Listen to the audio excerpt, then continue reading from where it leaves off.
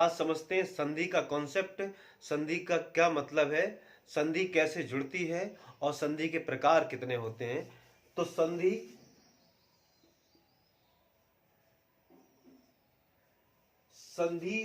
का अर्थ होता है जोड़। किसका जोड़ होता है? ये समीपवर्ती वर्णों का जोड़ होता है। समीपवर्ती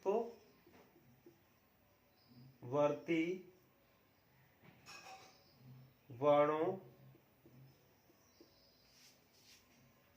का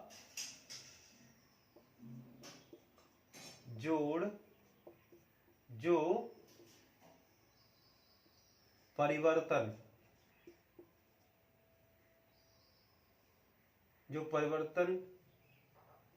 उत्पन्न करे,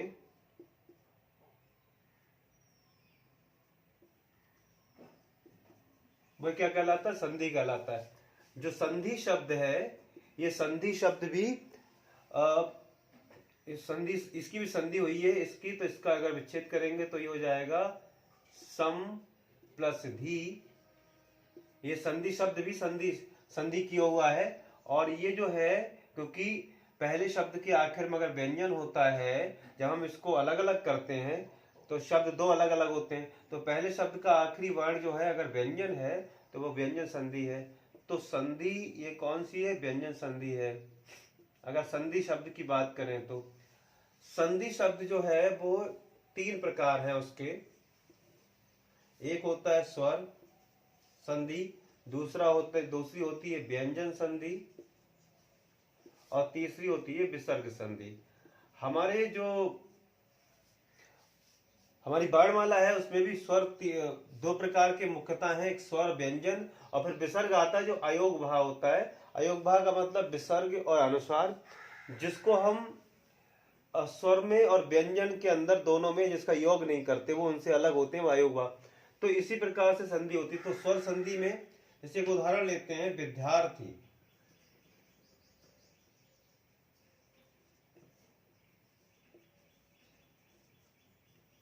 यहां एक शब्द है सज्जन, और यहां पर शब्द लेते हैं नमस्कार।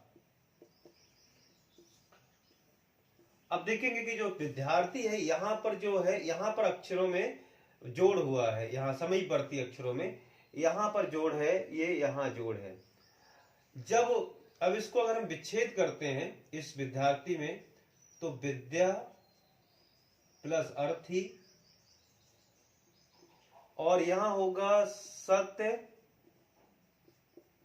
प्लस जन, और यहां होगा नमः प्लस कार। अब हम देखते हैं तीनों में पहचान क्या है, स्वर संधि और व्यंजन संधि और विसर्ग संधि में।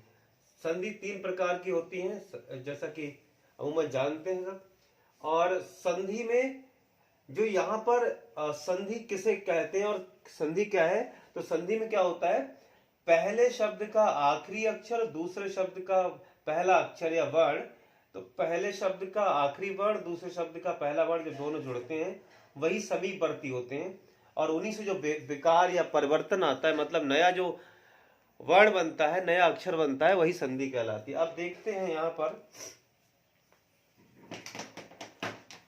पर देखते हैं कि जो विद्यार्थी, अब यहाँ पर ये पहले शब्द का जो आखिरी वर्ण है ये और ये, तो यहाँ पर आ, क्योंकि ये मात्रा आ की है और ये आ, तो इसमें पहले शब्द का आखिरी वर्ण भी स्वर है और दूसरे शब्द का पहला वर्ण भी स्वर है। तो दोनों तरफ स्वर है और एक जैसे है। तो जहां पर पहले शब्द का आखिरी वर्ण, दूसरे शब्द का पहला वर्ण दोनों स्वर हो, वहां स्वर संधि होती है। व्यंजन संधि में पहले शब्द के जो आखिरी वर्ण है वह क्या है, व्यंजन है, और दूसरे शब्द का पहला व्यंजन भी हो सकता है, स्वर भी हो सकता है जो वर्ण है। तो शर्त होती है पहले शब्द का आखिरी वर्ण अगर व्यंजन है तो व्यंजन संधि। नमस्कार में पहले शब्द का आखिरी वर्ण क्या है, विसर्ग है, और दूसरे शब्द का पहला वर्ण विसर्ग भी हो सकता है, व्यंजन भी हो सकता है, कुछ और भी हो सकता है। तो लेकिन पहले शब्द का आखिरी वर्ण विसर्गी होगा। तो यहाँ जो कंडीशन होती है, यहाँ स्वर और प्लस स्वर, जो समीपवर्ती वर्ण जो इसको जोड़ते हैं तो स्वर प्लस स्वर हो गए। इधर पहले शब्द के आखिर वर्ण भी स्वर और दूसरे का पहला भी स्वर।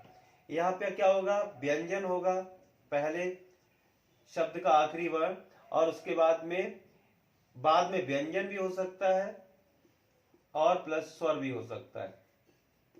ठीक, इस इधर इधर पहले का आखिरी क्या होगा, विसर्ग होगा, और प्लस इधर बाद में विसर्ग भी, व्यंजन स्वर कुछ भी हो सकता है, व्यंजन स्वर वो कुछ भी हो सकता, बाद में तीनों में से कोई हो सकता है, लेकिन पहले के आखिरी वर्ण हमेशा विसर्ग होगा। यहाँ विसर्ग संधि में यहाँ पर क्या होगा, व्यंजन होगा, और इसमें क्या होगा, दोनों तरफ स्वर होगा, तो स्वर संधि।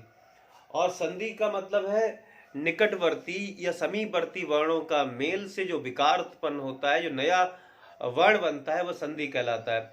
उनमें 3 कैटेगरी में बांटा जाता है, स्वर, व्यंजन और विसर्ग संधि। जो स्वर संधि है उसमें जब पहले शब्द का आखिरी वर्ण दूसरे शब्द का पहला वर्ण जब दोनों समान होते, दोनों स्वर होते हैं, तब स्वर संधि है।